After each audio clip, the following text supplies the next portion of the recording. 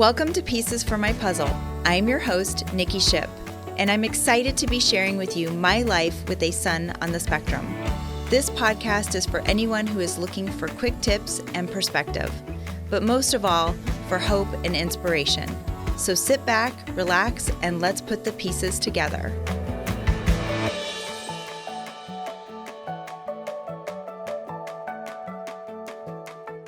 Hello and welcome back to another episode of Pieces for My Puzzle. I'm your host, Nikki Ship. Thank you so much for joining us today. For those of you listening in, if you did not listen last week to part one, please do. We are continuing our talk today with the fabulous Sonia Shand. I'm so excited to have her on the show. She's a licensed professional counselor who also has autism herself. And, we got so involved in our conversation that I had to continue it on for this next week. So Sonia, thank you so much for coming back onto the show today. Absolutely. I'm so happy to be here and thank you for having me. Yes, I'm so excited. And like I said to our listeners, if you didn't get a chance to listen to part one from last week, please do. Sonia, you gave so much insight and wonderful information, and I appreciate you sharing your story on your journey with autism and how you learned about, getting diagnosed much later in life, which kind of, I wanted just to delve in today. So, can you tell our listeners a little bit about what it's like for you now, especially knowing, at an older age that you have autism? What is it like for you on a daily basis? It's still kind of really lonely at times. I don't have this kind of social life that other people have in terms of, one of the things that people miss out on a lot when they're on the spectrum is watching the different kind of social dynamics kind of form, and it's different from when you're younger growing up. And it's more so when you become an adult and you start seeing people pair off, right? And one of the things that really is heartbreaking is when you start seeing people pairing off, but then you see them going out with like couples, right? It's couples getting together and going out, right? It's people with their significant others. It's people with, having that kind of like a sense of community. And there are times when I feel really, really sad about it and really down about it. And a lot of times what people don't see is what's hidden, right? And so it's like, sometimes it's not easy for your mind always to be in a good place. It's like two different worlds, because there's that one part of Sonia that's like, okay, Sonia, you're doing awesome. You're doing amazing. Keep it going. You're achieving so much. You've already achieved so much, I have to always constantly remind myself, okay, you're podcasting. You have a book that's going to come out in 2025. You have so many things going for you. You're a therapist. Your clients love you.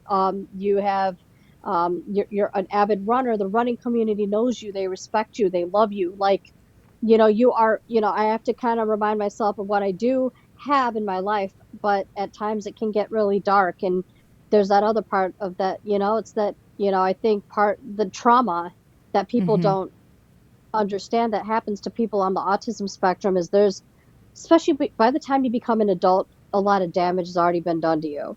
And, it's just, it's that one that tears you down. It's that Sonia that says, you know what, you're no good. You never had a relationship. What's wrong with you? You're behind in life. You're going to be alone. Like, look at how alone you are now. You're a throwaway. People dump on you. So do you feel that the human connection has been harder for you to establish? Would that be an accurate statement? Yeah. Yes, and absolutely. And I think, I'm lucky in the sense now that I've made some good connections, but it's hard finding the right kinds of friends, when you're on the autism spectrum. And, and one thing about it is too, when you're on the spectrum, people don't understand why you get so upset about certain things. And one thing I noticed, especially about women in general here, is that they get upset when you get upset about being rejected from, let's say, a love relationship or a guy. A lot of women are quick to downplay you and downplay your feelings. And a lot of people carry this attitude, and it's really noticeable. It's not said out loud, but it's very inward that, you know what, people like you are not allowed to have what we have, right? You don't deserve what we have. This is Right. for us. It's not for someone like you. Go to your corner, or go sit behind a computer or something, right? Like Right. it's a very inward kind of feeling. Like they just don't want you to have it. So Right. they take relish. They relish when people badmouth you. They relish when people reject you. They love it. They love to see that. You know, unfortunately, a lot of women are like that. I'm not saying all, but a lot of people are like that. Right. Right. Yeah. No, I definitely have experienced that in my lifetime as well. So I understand what you're saying. What do you think are some common misconceptions that, that people might have about an adult on the spectrum? Because I've heard a lot of misconceptions about what people have heard about my son, right? But he's still a child. Mm. So what do you think are some common misconceptions for you today that people have about autism? That you have to look a certain way, Yeah. to have autism.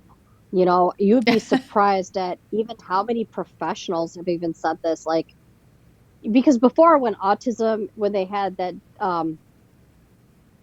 classifications with Asperger's syndrome, when Asperger's Yes. was still in the DSM-4, and so Yes. the term Asperger still being used around a lot. And I remember going into a therapist's office, and they were saying to me, oh, one guy, I remember this clearly, clinical psychologist, he said, you don't have Asperger's because people with Asperger's don't look like you. And this is coming from a PhD clinical Yeah. psychologist, okay? The ignorance is rampant, and it's a very ignorant thing to say to someone, because autism doesn't have a look. Yeah, and It really it's doesn't. funny And because I've even heard people say that about my son Drayson. In fact, and the couple months back when I hosted the Moms with Mimosa series here, that was something that came up with the moms. Like, we've all heard that. Like, well, he doesn't look autistic. He doesn't look like he has autism. And I'm thinking to myself, what is it supposed to look like? you know and, right. and and so I don't understand where what the look or the stereotype is supposed to be. And I always say, if you've met one person who has autism, you've only met one person that has autism, because the spectrum is so vast. And I think that it's interesting to me that that's still a common misconception even older into adulthood, is, oh, well, you don't look like you have autism. I mean, what does that even mean? Mm, You know? Um, right. so do Well, you, oh, go ahead, Sonia. no, one more thing I wanted to add too Of is course. when people undermine autism, they undermine you if you're a high functioning person, right? And you're a high achieving person. They don't think that those two can coexist.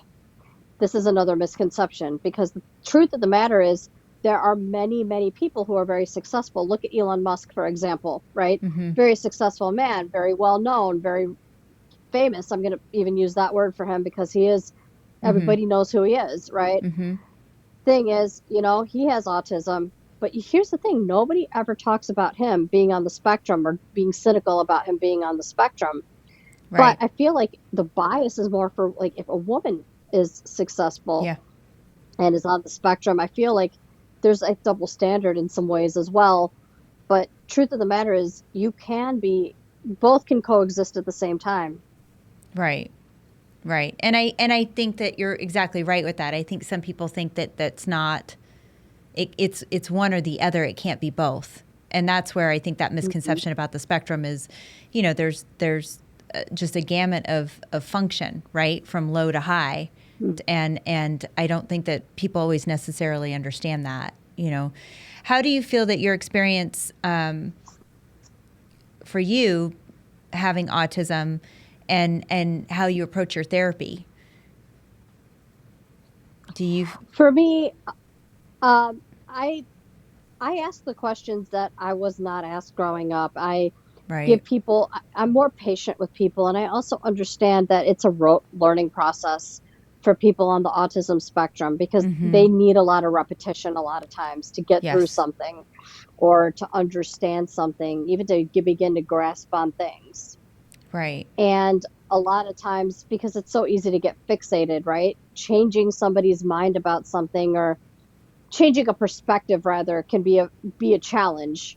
So, being rote, I also understand, like, I can empathize very well when people are struggling socially, and I do like role play, social skills training. I like to give them, or we like to like I'll do video. We'll watch videos together during Mm-hmm. session because I'll use my creativity with that. I really like watching peers, uh, social skills training videos from peers. Mm-hmm. I think it started up in Los Angeles, and it is uh, they do social skills training for people on the autism spectrum Okay. and teaches them how to make friends. You know, they have like small groups and it teaches them, just basic social skills, but also peer, like age appropriate based social skills Mm-hmm. so that people can form connections with others and can have better rapport with other people. Right. Right. And I think, you bring up such a great point, Sonia, because as I'm listening to you, you speak so well. My son has trouble speaking. He speaks in fragmented Mhm. sentences. So his spectrum is sometimes can seem a little bit more apparent because he won't even respond sometimes, right? And Right. I think that you bring such a powerful voice to the autism community. And have you ever felt maybe any sort of pressure with that, or do you feel that it's a gift that you're able to be able to deliver that message to maybe people that don't understand autism? I feel like I've always wanted to give back, and Mm-hmm. I'm that type of person because I believe that because we are so misunderstood, this is where we need each other. We Mm-hmm. need each other more now than ever because there's so much hatred, there's so much ignorance, there's so much that people go through. Mm-hmm. And I know what it's like to have to grow up feeling like everything had to be hidden. And, it was such a shame for my parents when I got diagnosed. Okay. And I Mm-hmm. think there was a lot of denial in the family too about it. But I feel like it's a responsibility and I'm not going to say obligation, but a responsibility to speak up about it and share with people that it's okay to be autistic. It's okay to Mm-hmm. be, you know, it's okay to be who you are and to be yourself and to be and to let people know that they do matter and they are valued because it's so easy when you're on the spectrum for you to feel like your light doesn't matter. Like, Mm-hmm. so if you were to just be gone from Earth tomorrow, what's the big deal? Who does this impact, right? It's easy Right. to get these thoughts. Right. And it's hard, but the thing is it's so easy then to but it's easy to also forget about the impact you really do have. And people on the spectrum are needed. They really Mm-hmm. are. I really believe in a spiritual, I believe in a higher power.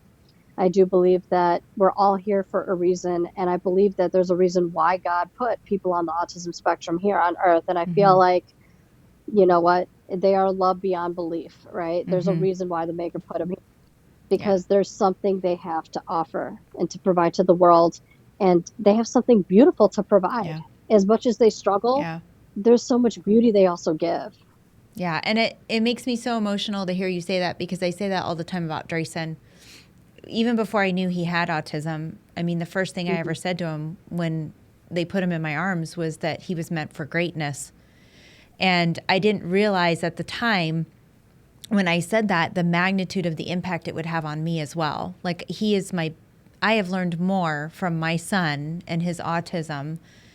And I have grown in so many other ways that I feel very fortunate that I chose to embrace that.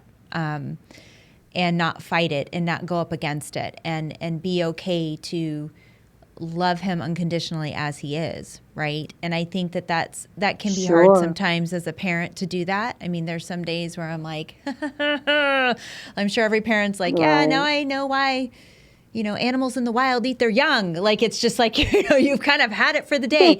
But at the end of the day, like, he is the best part of me. He is the best part of me, and I Mhm. have learned so many wonderful things from him.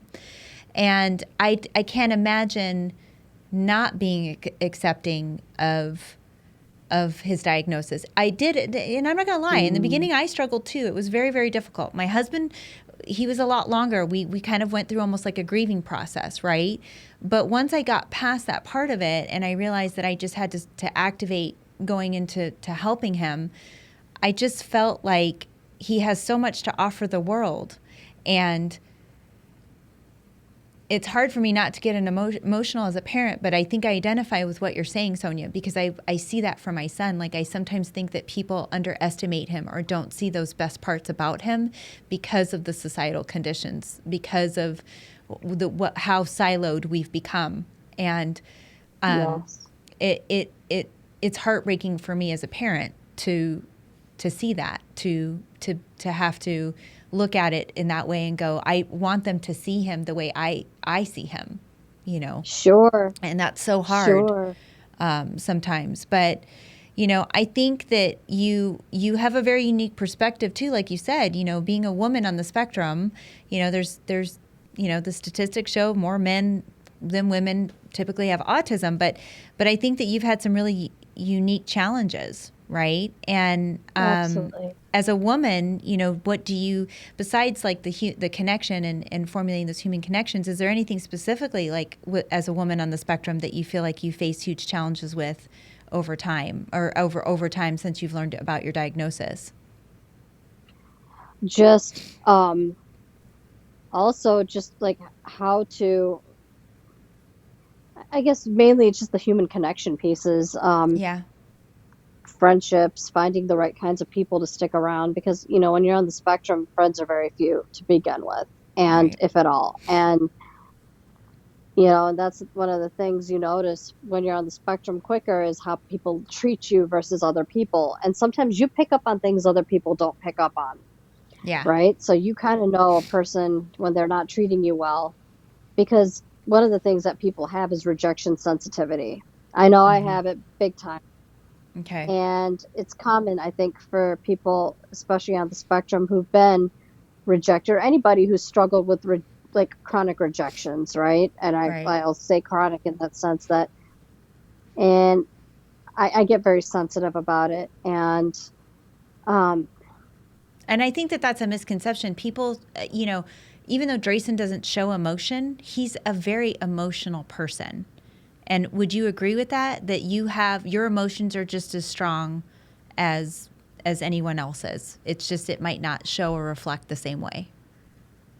right. And well, I think, yeah, I mean, I try to hide it a lot of times. I Okay. do become very angry at times. I think a lot of my hurt comes out as anger, Okay. but um, but also in therapy, we know that anger is only a secondary emotion because underlying that, most oftentimes anger is a secondary emotion, rather, because what's often underlying anger is unresolved hurt, unhealed Right. stuff, right? Right. Yeah. And I do know, like, and that's one of the things that people, and it's not just so easy for people to just be to fit in, you know, fit into a box when you're on the autism spectrum. We're not meant to fit into a box, you know, and I Mm-hmm. think that's one thing, especially when you come from a family or with parents who have different cultural background, you Yes. know, especially when that pressure to conform is so high. Like in the Indian culture, for example, you know, it's all about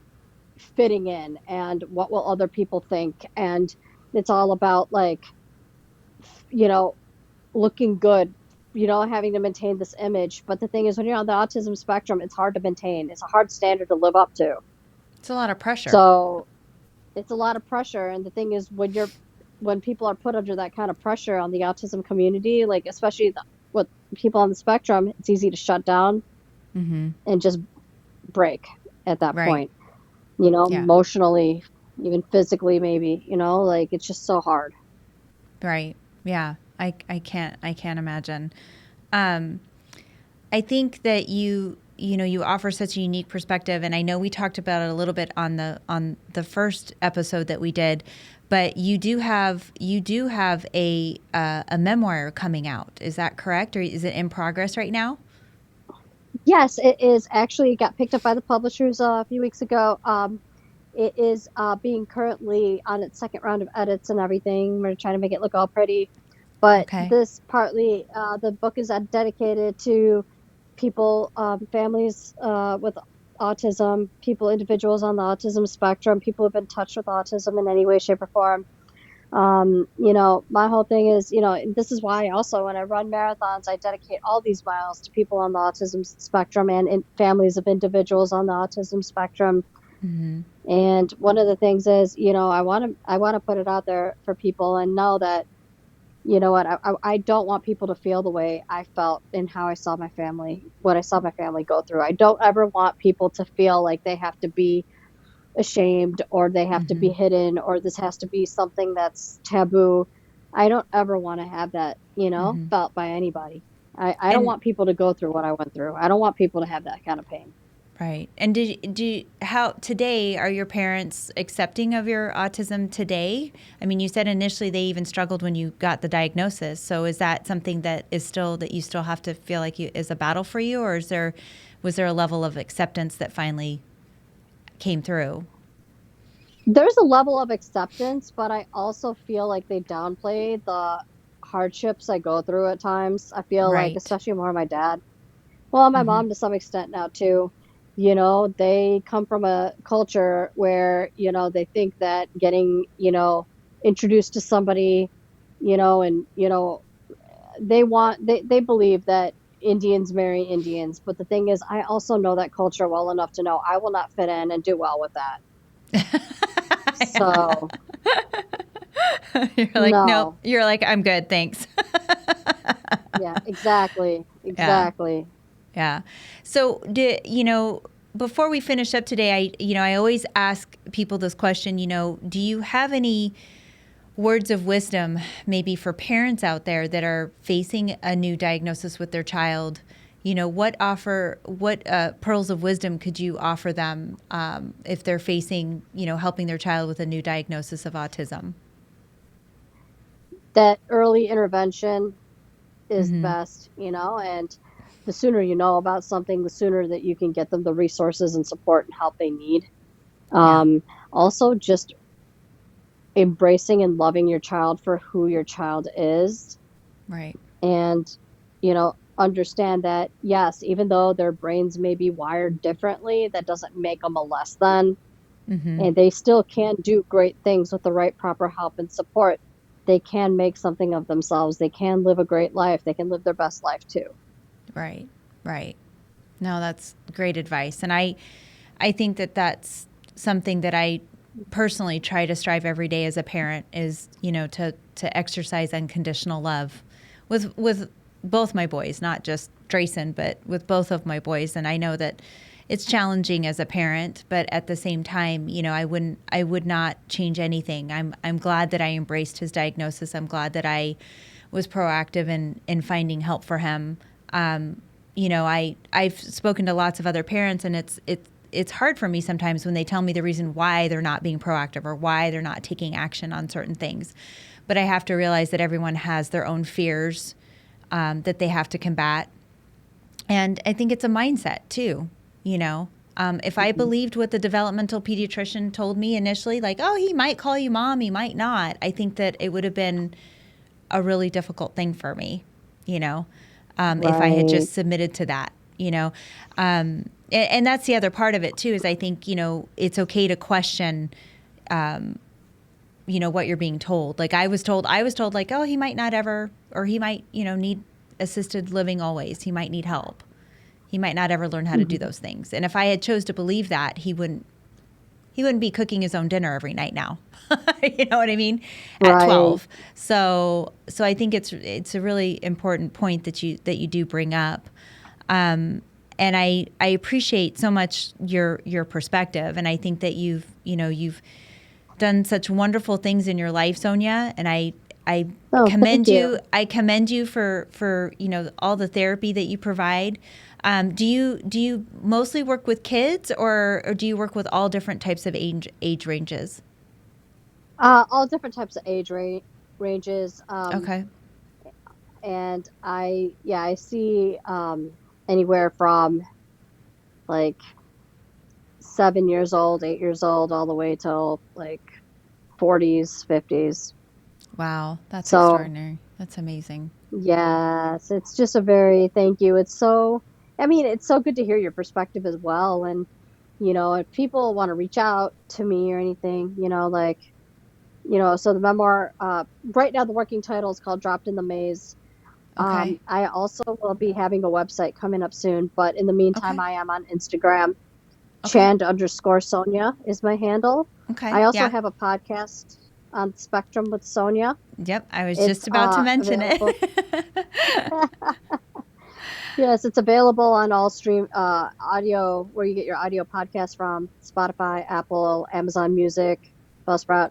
It's available on all those platforms. Yeah, absolutely. So for those of you listening in, please check out Sonia's podcast. And, Sonia, we're 100% going to stay in touch. And as soon as the memoir gets out, please let us know.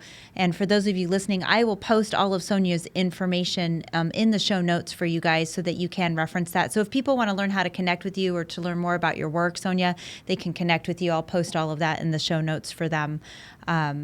After this episode gets released. So thank you so much for your time and energy today. I greatly appreciate you. I mean, you're such a wonderful person, and I appreciate your time and your energy. So thank you so much for being here today. Thank you so much. Absolutely. Thank you for having me on here, and I appreciate you. Absolutely. Thank you. Well, for those of you listening, this concludes our episode for today. Thank you so much for tuning in. If you have questions, comments, or even a show topic that you would like to hear about, please feel free to email me at info@piecesformypuzzle.com. Don't forget to like and follow us on Facebook and Instagram if you haven't already, or feel free to subscribe to our YouTube channel, which is called @piecesformypuzzle. If you like what you're hearing, please spread the word. It's important for our friends and family and loved ones to understand more about autism and help support our autism community. So please spread the word if you like what you're hearing. And thanks again for tuning in. Until next time, keep working on your puzzle. And remember, you don't have to have it all solved in a day. Take care.